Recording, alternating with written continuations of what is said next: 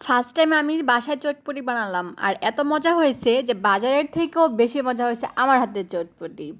আসসালামু আলাইকুম, hello everyone, সবাই কেমন আছেন? আশা করছি সবাই ভালো আছেন। আমি রুকসানা লাইফস্টাইল থেকে নিয়ে আসলাম আরও একটা নতুন ব্লগ। আশা করছি আজকের ব্লগটি আপনাদের কাছে অনেক ভালো লাগবে। তো চলুন আমার ব্লগটা শুরু করি। বিকালবেলা গাছে পানি দিচ্ছিলাম। আমার ব্যালকনিতে অল্প কিছু গাছ আছে, সেগুলোতে পানি দিতেছি আর ভাবতেছি যে একটু ফুচকা খেতে যাব, একটু চটপটি খেতে যাব।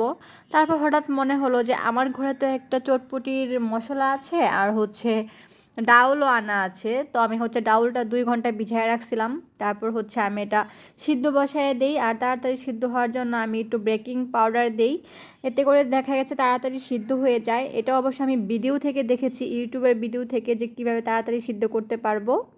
কিন্তু বিশ্বাস করেন কিছুই না, ওই যেই সময় লাগে ঠিক সেই সময়টাই লাগছে আমার সিদ্ধ হইতে। ওনারা বলে যে এটা 10 মিনিটে সিদ্ধ হয়ে যায়, আমি 1 ঘন্টা ডাউল সিদ্ধ করছি, তারপরে ডাউলটা আমার নরম হয়েছে। তো মানুষ যে কেন এসব ভিডিও বানায় আমি আসলে জানি না, যেটা সত্য সেটাই বলবেন, কারণ আপনার ভিডিও দেখে তো একজন উপকারিত হবে, তাই না? তো এই তো দেখেন আমার 1 ঘন্টা ডাউল সিদ্ধ করার পর ডাউল এই যে আমার সিদ্ধ হয়ে গেছে। ডাউল সিদ্ধ করে দেন আমি এখানে সিদ্ধ বসিয়ে দিব আলু আর ডিম। আমি কড়াইটা ধুই নাই, ওই কড়াইতেই আলু আর ডিম সিদ্ধ দিয়ে দিছি। তারপর আমি যে বাজার থেকে ফুচকা কিনে এনেছিলাম সেগুলো মানে ভেজে নিচ্ছিলাম। আসলে আমি বাসায় বানাতে পারি নাই, যার জন্য বাজার থেকে কিনে এনেছি।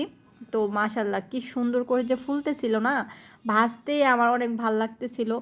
আর আমি খুব এনজয় করতেছিলাম, যখন এগুলো তেলে দিচ্ছি অটোমেটিকলি ফুলে যাচ্ছে। আর আমি ভাবছিলাম হয়তোবা মানে পুতায়া যাইবো, যেটা আমরা বলি, কিন্তু কিছুই হয় নাই, একদম সুন্দর ছিল। আমার হাজব্যান্ড সন্ধ্যায় আসছে, দেন আমরা এর সাথে বসেই খাই। তবে আমি ফার্স্ট টাইম বানাইছি, আমি আগে পরে কখনোই এইসব বানাই নাই, কারণ অনেক প্যারা। আর এদিকে আমি চটপটির যে ডাউলটা রান্না করতে হয় সেটা রান্না করতেছি। আর একটু পাতলা থাকলে ভাল লাগতো, একটু ঘন হয়ে গেছে, বুঝতে পারি নাই প্রথমবার।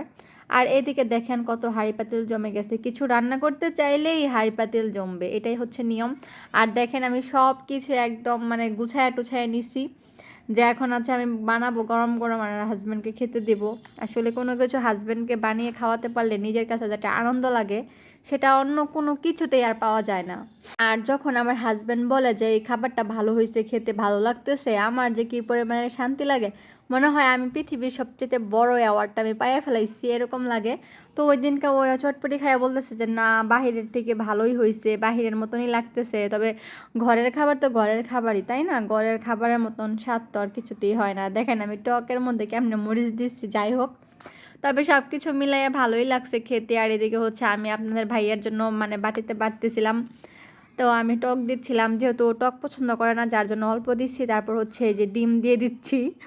আমার ছোট্ট একটা এরকম মানে ডিম করার ছিল, ওটা আমি হারায় ফেলাইছি বাসা চেঞ্জ করার সময়। যাই হোক, যেটা আছে সেটা দিয়ে করলাম।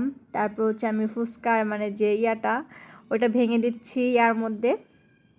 সব কিছু মিলাইয়া খুব মজা লাগছে। আপনারাও চেষ্টা করবেন বাসায় বানায় খাইতে, অত টাইম লাগে না, একদম ইজি। জাস্ট একটা মশলার প্যাকেট কিনে আনবেন রাঁধুনি, তাহলেই হয়ে যাবে।